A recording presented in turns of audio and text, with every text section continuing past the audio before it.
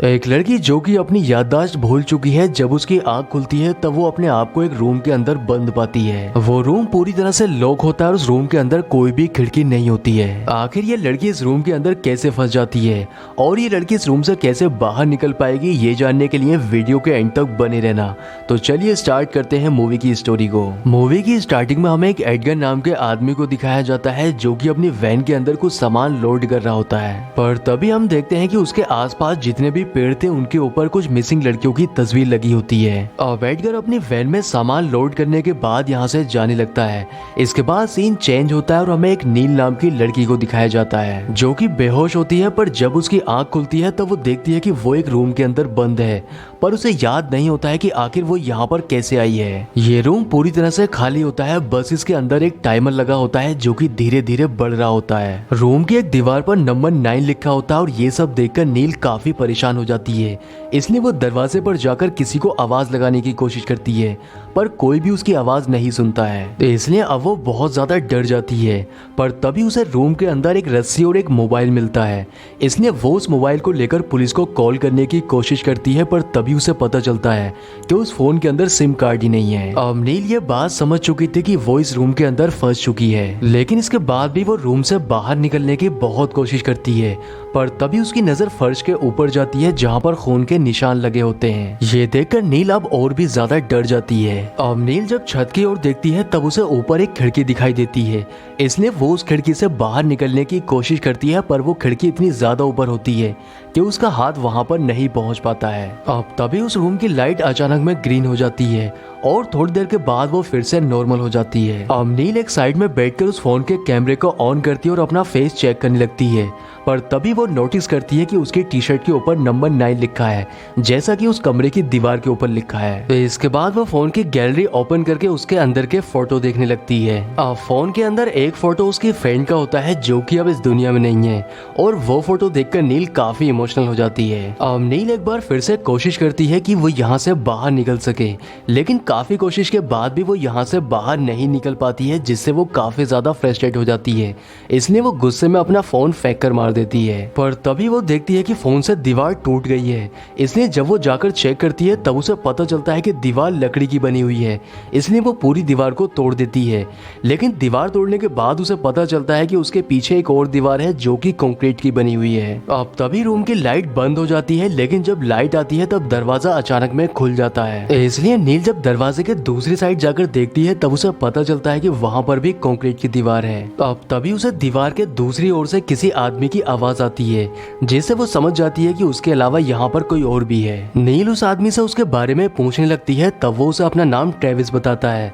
तब नील उससे कहती है कि तुम्हें यहाँ पर कौन लेकर आया है, पर वो उससे कहता है कि जो लोग मुझे यहाँ पर लेकर आए हैं मैं उनके बारे में कुछ नहीं जानता हूँ, लेकिन मैं यहाँ पर काफी समय से कैद हूँ। ट्रेविस नील से अजीब तरह के सवाल करने लगता है, जिससे उसको शक होने लगता है कि वही उसका किडनैपर है। इसलिए वो गुस्से में उससे कहती है कि मैं जानती हूँ कि तुमने ही मुझे किडनैप किया है, इसलिए मुझे जल्दी यहाँ से बाहर निकालो। पर वो उससे कहता है कि मैं तो खुद यहाँ पर फंसा हुआ हूँ, इसलिए मैं तुम्हें यहाँ से बाहर कैसे निकाल सकता हूँ। अब नील ट्रेविस से यहाँ से बाहर निकलने का तरीका पूछने लगती है, लेकिन ट्रेविस को इस बारे में कुछ भी नहीं पता होता है। तो अब नील उससे कहती है कि हम दोनों ही यहाँ पर फंसे हुए हैं, इसलिए हम दोनों को एक दूसरे की मदद करनी होगी, जिससे हम दोनों यहाँ से बाहर निकल सकते हैं। वो ट्रेविस से पूछती है कि आखिर तुम्हारे रूम में क्या क्या है।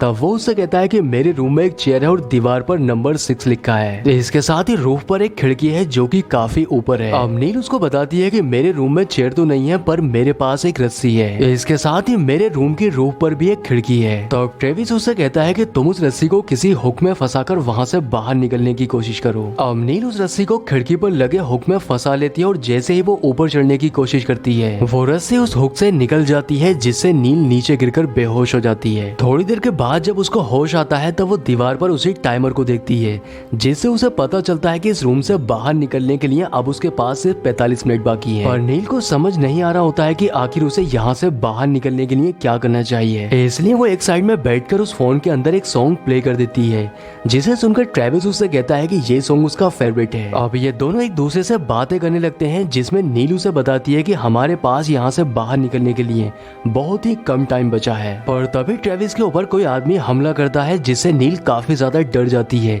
लेकिन ट्रेविस उस हमले से अपने आप को बचा लेता है। अब नील जब बैठी होती है तब वो नोटिस करती है कि उसके शोल्डर पर कुछ लगा हुआ है जो कि उसकी स्किन के अंदर है। इसके बाद वो फिर से उठकर रूम को अच्छे से चेक करने लगती है जिससे यहाँ से बाहर निकलने का कोई रास्ता पता चल सके। अब रूम को चेक करते समय नील को दीवार में एक वायर दिखाई देती है, इसलिए वो उस वायर को खींच लेती है और उसे पता चलता है कि ये वायर उस कैमरे की है जिससे उनके ऊपर कोई नजर रखे हुए है, इसलिए नील उस वायर को खींचकर तोड़ देती है।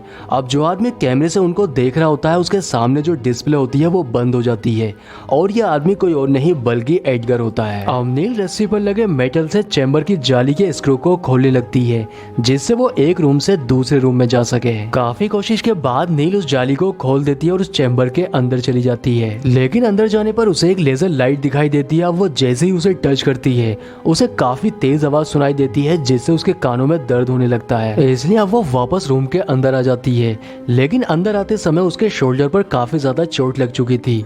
तभी नील नोटिस करती है कि उसके शोल्डर से एक चिप बाहर आ रही है। अब नील ट्रेविस को आवाज लगाकर उससे कहती है कि उसे अपने साइड की चैम्बर की जाली जल्द ही खोलनी होगी क्योंकि उनके पास अब ज्यादा समय नहीं बचा है, लेकिन ट्रेविस को अपने साइड की जाली खोलने में काफी समय लग जाता है जिससे चैम्बर लॉक हो जाता है और नील अब यही सोचने लगती है कि वो अब यहाँ पर फंस चुकी है। पर तभी रूम के अंदर एक दूसरा चैम्बर खुल जाता है जिसके अंदर से रेड लाइट बाहर आ रही होती है। नील जब उसके अंदर हाथ डालकर चेक करती है तब उसे एक गन मिलती है। थोड़ी देर के बाद एडगर उस रूम के अंदर एक नशीली गैस छोड़ देता है जिससे नील का दम घुटने लगता है, इसलिए अब वो परेशान होकर उस गन से अपने आप को ही शूट करने का फैसला करती है, लेकिन काफी कोशिश के बाद भी वो अपने आप को शूट नहीं कर पाती है क्योंकि वो ऐसे मरना नहीं चाहती थी, इसलिए वो गुस्से में रूफ की ओर फायर करती है। अब नील नोटिस करती है कि रूफ पर जो खिड़की लगी है उसका ग्लास टूट चुका है, इसलिए अब वो रस्सी को बाहर फेंकती है जो कि एक पाइप में फंस जाती है और वो उस रस्सी के सहारे उस रूम से बाहर निकल आती है। अब बाहर आकर वो और ज्यादा हैरान हो जाती है क्योंकि वो अभी भी एक रूम के अंदर ही होती है। दरअसल नील जब अपने रूम के अंदर से उस खिड़की की ओर देखती थी तब उसे आसमान दिखाई देता था, लेकिन वो कोई आसमान नहीं बल्कि एक स्क्रीन थी जिस पर अब एंड लिखा रहा होता है। इसका मतलब ये था कि नील के साथ जो गेम खेला जा रहा था उसका एंड हो चुका है। अब नील ट्रेविस की खिड़की के पास जाकर उसे भी यही बताने की कोशिश करती है कि वो किस तरह से बाहर आ सकता है, लेकिन ट्रेविस तक उसकी आवाज नहीं पहुंच पाती और दूसरी ओर ट्रेविस भी इतना ज्यादा परेशान हो चुका था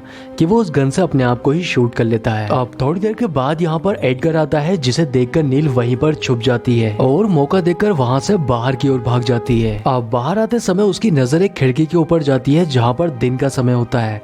ये देखकर वो समझ जाती है कि उसके रूम के ऊपर जो खिड़की थी उसके ऊपर जानबूझकर ऐसी स्क्रीन लगाई गई थी जिससे हमेशा ऐसा लगे कि रात का समय है। अब नील एक रूम में पहुंचती है जहाँ पर वो एक स्क्रीन पर ट्रेविस को देखती है जो कि रोबोटिक सिस्टम के बारे में बता रहा होता है। ये देखकर उसे कुछ भी समझ नहीं आता है कि आखिर ये सब हो क्या रहा है, इसलिए वो स्क्रीन को ही तोड़ देती है। आगे चलने पर वो देखती है कि उसकी फ्रेंड का एक बड़ा सा फोटो दीवार के ऊपर लगा हुआ है। अब उसके नाम के नीचे जो लिखा था उसे पढ़कर वो समझ जाती है कि उसकी फ्रेंड ही इस रोबोटिक सिस्टम की फाउंडर है। अब नील के पास कुछ लोग आते हैं जिसमें उसी के जैसी दिखाई देने वाली एक लड़की उसे बताती है कि डायरेक्टर समर ही इस रोबोटिक सिस्टम की फाउंडर है और वो उसको बताती है कि तुम्हारे और ट्रेविस के ऊपर एक ट्रायल चल रहा था जो कि अब खत्म हो चुका है। ये बोलकर वो यहाँ से चली जाती है और अब यहाँ पर एडगर आता है जिसे देखकर नील उसके ऊपर गन पॉइंट कर लेती है, पर उसके हाथ में जो टेबलेट होती है उससे वो नील को कंट्रोल कर लेता है जिससे वो दूसरी ओर मुड़ जाती है। इसके बाद हमें नील को एक बीच पर दिखाया जाता है जहाँ पर एडगर उससे ट्रायल के बारे में पूछने लगता है कि जिस समय वो रूम के अंदर बंद थी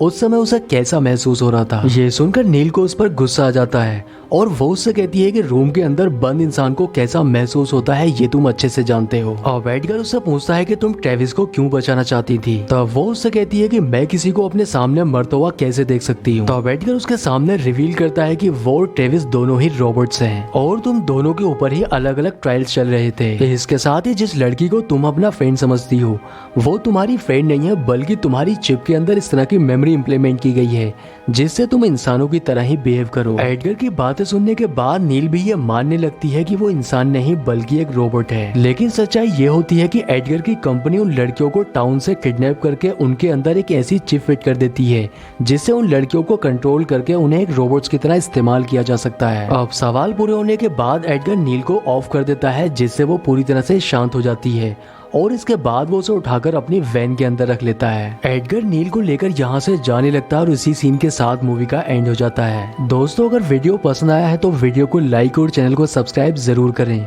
तो मैं आपसे मिलता हूँ किसी नेक्स्ट वीडियो में।